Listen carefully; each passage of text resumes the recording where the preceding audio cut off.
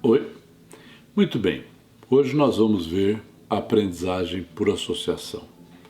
Aprendizagem por associação é aquele tipo de aprendizagem em que o organismo aprende algo associando dois eventos. Para isso nós vamos examinar um pouco da história do behaviorismo. O behaviorismo define comportamento como sendo a história das interações entre o organismo e o ambiente, contadas do ponto de vista do organismo.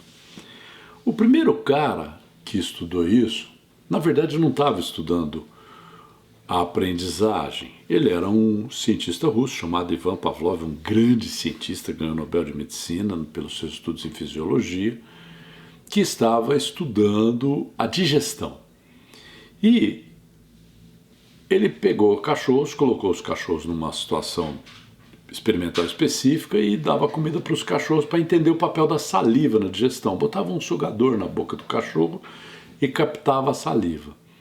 E depois de passar algumas vezes, ele percebeu que os cachorros que passavam por algumas sessões aprendiam, começavam a salivar antes da comida chegar. Ele falou, pera um pouco, esse cachorro está associando o ambiente com a comida.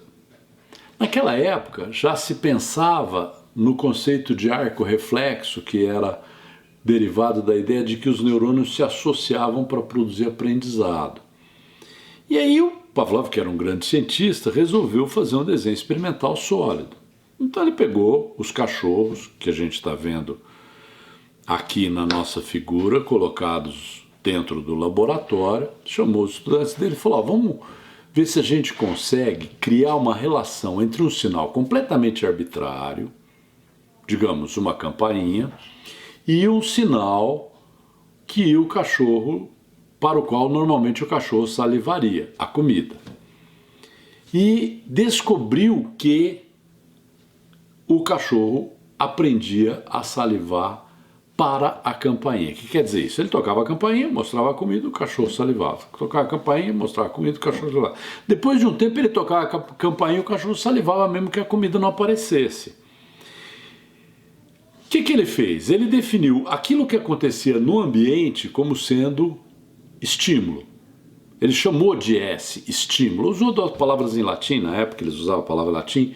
E aquilo que acontecia no cachorro como resposta. Comportamento não era nem o que acontecia no cachorro, nem o que acontecia no ambiente. Comportamento era a relação global. E ele dizia que o cachorro associa uma resposta a um estímulo, porque essa resposta, esses estímulos ocorrem no ambiente de uma maneira sistemática e organizada. Então o estímulo passou a ser um evento no ambiente que afeta o organismo, eliciando ou fazendo acontecer a resposta. Resposta é um evento no organismo que está associado a R, que é uma resposta a S, ao estímulo. E entre eles há uma flechinha que o Pavlov chamava de relação funcional, que era a ligação entre o S e o R. Vamos examinar como seria isso num paradigma, num modelo ou num fluxograma. Você tem um estímulo incondicionado, a comida, que provoca uma resposta incondicionada, a salivação. Por que incondicionada? Porque não foi o experimentador que criou a condição. O cachorro aparentemente já sabia salivar quando ele via comida.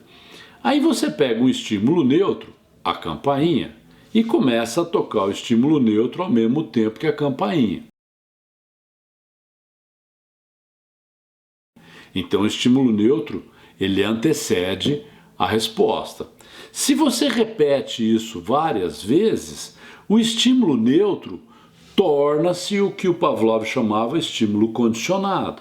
E a resposta incondicionada torna-se uma resposta que ele chamou de condicionada. Por quê?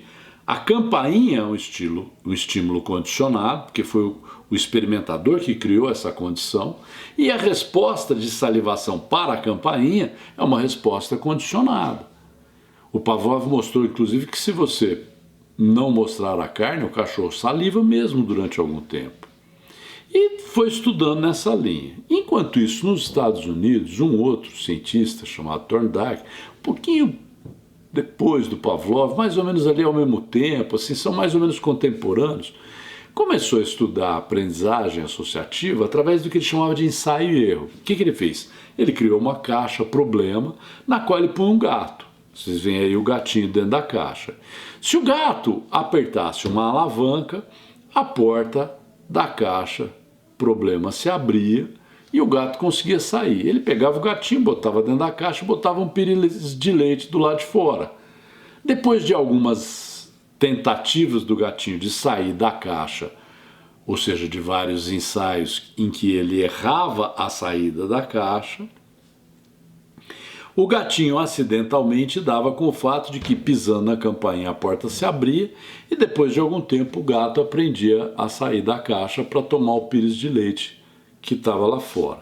Quando o Thorndike pegou isso e plotou, trials é tentativas, time required to escape é tempo em segundos requerido para escapar da caixa, ele percebeu que depois de um certo número de tentativas, no início o gato acertava, errava, depois de um certo número de tentativas, aquela resposta de abrir a caixa tornava-se uma resposta aprendida pelo gato, de maneira que o tempo que ele levava para sair da caixa virava um tempo mais ou menos plano, como a gente vê no gráfico, tá certo?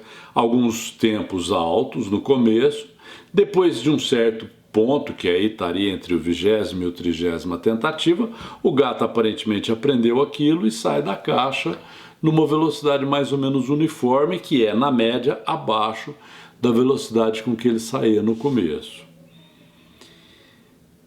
Nessa época, essa ideia de aprendizagem por associação era tão difundida que o Pavlov continuou com seus estudos de fisiologia, publicou o conceito de condicionamento clássico, mas lá nos Estados Unidos criou-se uma corrente de estudiosos chamados behavioristas, cujo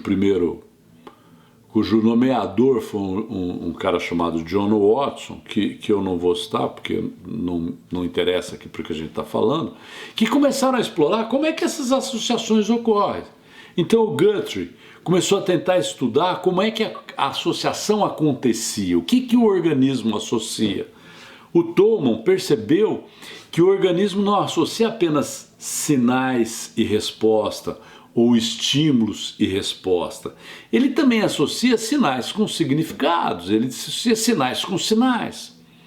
Um cara chamado Clark Hull, que era um cientista sofisticado, descobriu que, depois de submetidos a experimentos de aprendizagem, os organismos conseguem inclusive se tornar melhores aprendizes, que o Clark Hull chamava de aprendizado de segunda ordem. E um cara chamado Skinner, que é dele que a gente vai falar agora, conseguiu sintetizar esse conjunto propondo o conceito de que a relação de aprendizado do organismo com o seu ambiente é uma relação que se dá através de associações entre eventos no ambiente, eventos no organismo, e essas associações são selecionadas por suas consequências. Na prática, se funcionar, ela se repete. O que o Skinner estava expressando ali? Ele estava expressando uma determinada filosofia da ciência. Se vocês observarem a descrição aí, que é uma descrição direta do Skinner, uma determinada filosofia da ciência que eles chamavam de comportamentalismo ou behaviorismo. Behavior é comportamento em inglês. A citação do Skinner é: o behaviorismo não é o estudo científico do comportamento, mas uma filosofia da ciência dedicada ao objeto e aos métodos da psicologia. Essa filosofia da ciência, ela era associacionista, ela era empirista e experimentalista, e ela era pragmatista, ou seja, ela era associacionista porque ela estudava as associações, ela era empirista porque ela não se preocupava muito com formulações teóricas, era experimentalista porque ela testava do com procedimentos experimentais as hipóteses que eram levantadas, e era pragmatista porque ela se sustentava na ideia de, a filosofia pragmática diz, o que funciona continua, não é? O que o Skinner fez? O Skinner conseguiu elaborar um mecanismo, que é a chamada caixa de Skinner, que a gente está vendo aqui na figurinha, em que você podia controlar tanto os estímulos que surgiam antes do comportamento, você vê que tem lá um falante, speaker, sinais luminosos, uma barrinha, não é? E quantos estímulos que apareciam depois, né? Barrinhas que dão choque, um fornecedor de comida ou de água, tá legal? E uma barra que o rato podia apertar ou não apertar. Tem uma outra caixa do Skinner que ele usava pombos e usava um disco que os pombos bicavam, não é?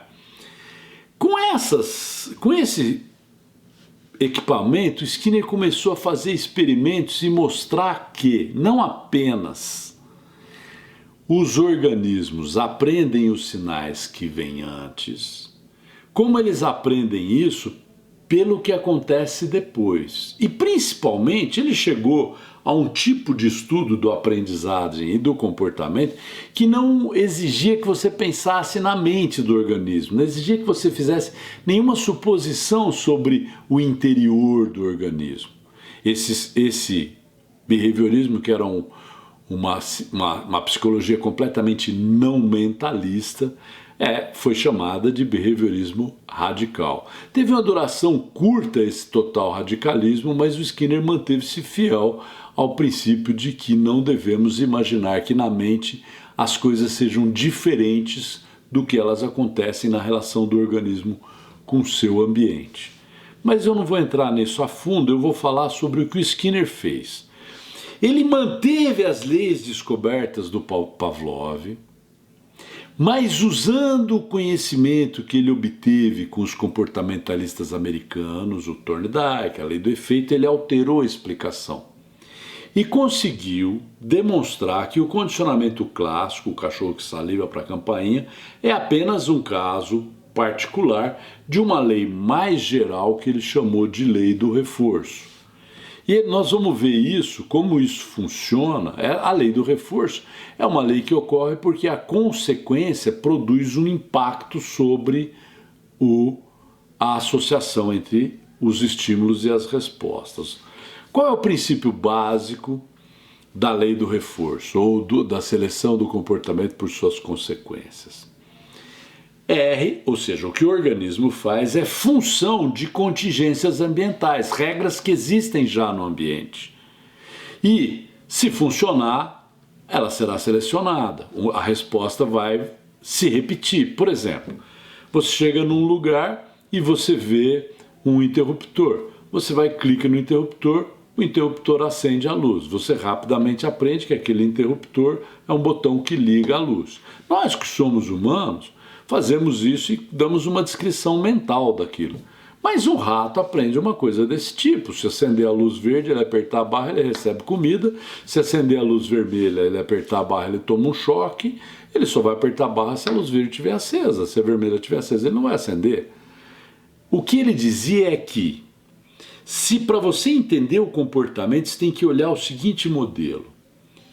Estímulos podem ser antecedentes ou consequentes à resposta. A relação entre os estímulos ela existe fora do organismo. No caso do Skinner, quem montava era ele. No caso do Pavlov, quem montava era ele. O que o organismo aprende é que, na presença desse estímulo, se eu emitir essa resposta, eu obtenho essa consequência. O estímulo, portanto, é um evento no ambiente. Esse evento no ambiente pode ser apetitivo, ele atrai o sujeito, ele pode ser aversivo, o sujeito tem nojo dele, ou ele pode ser neutro, ele pode ser comida, pode ser, sei lá, um veneno, no caso do cachorro, carne ou uma comida que o cachorro não gosta, uma coisa vermelha, por exemplo, que o cachorro tende a não gostar, ou pode ser neutro. Ele pode acontecer antes do organismo ou depois do organismo. Ele pode ser antecedente ou consequente. E ele pode ser incondicionado ou condicionado. Por exemplo, quando a gente nasce, nós humanos, nós levamos susto com barulhos altos. Barulhos altos são estímulos incondicionados para os humanos. Mas nós não ligamos para cores, não selecionamos cores automaticamente. Então as cores são estímulos neutros para nós. Mas a gente não gosta de certos gostos. Nós temos nojo de certos gostos. Esses estímulos são incondicionados. E a gente aprende ao longo do tempo que certos sabores são apetitosos. Eles são estímulos que nós aprendemos pelas condições colocadas pelo ambiente. Resposta, portanto, seria o quê? Um movimento observável, mensurável feito por um organismo, interno, externo, seus resultados, secreções glandulares e seus efeitos. Como é que seriam as relações entre S e R? Estímulos S controlam as respostas R. Eles podem ser condições, podem ser respondentes ou operantes. O que são respondentes? Quando as respostas têm uma relação mais importante com o estímulo que as antecede do que com a consequência, ou operantes quando as respostas têm uma relação mais importante com a consequência do que com os estímulos que as antecedem. O Skinner definiu o paradigma dele, portanto, como sendo SA, R, SC. SA é o estímulo antecedente, antecedente é apenas o nome temporal do estímulo, é um evento no ambiente que afeta o organismo, indicando a possibilidade de que a resposta poderá gerar um SC, uma consequência, agradável ou desagradável, não importa. Resposta é um evento no organismo, em seguida SA e seguido de SC, e o estímulo consequente, que pode ser neutro, apetitivo ou aversivo, é um evento no ambiente que afeta o organismo, aumentando ou diminuindo a probabilidade de novas ocorrências de R. Vamos voltar no interruptor. Se eu ligar o interruptor e ele não mudar nada na condição de luz, eu ignoro aquele interruptor e vou para outro. Ok? Eu esqueci de falar uma coisa. O estímulo antecedente pode ser neutro, ele não me afeta, ou ele pode ser discriminativo, ele pode ser um sinal que eu já aprendi. Por exemplo, nós humanos aprendemos a identificar interruptores como sendo indícios de que se a gente tocar naquela região as luzes se acendem, ok? E a relação funcional, que são as relações que se estabelecem entre os S's e os R's, ok? Qual é então o paradigma?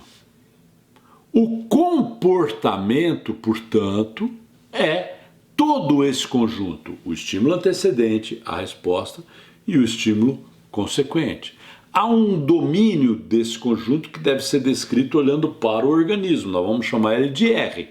E há um domínio que deve ser descrito olhando para o ambiente, nós vamos chamar ele de estímulo. Antecedente se ele vier antes de R, consequente se ele vier depois de R. Ok?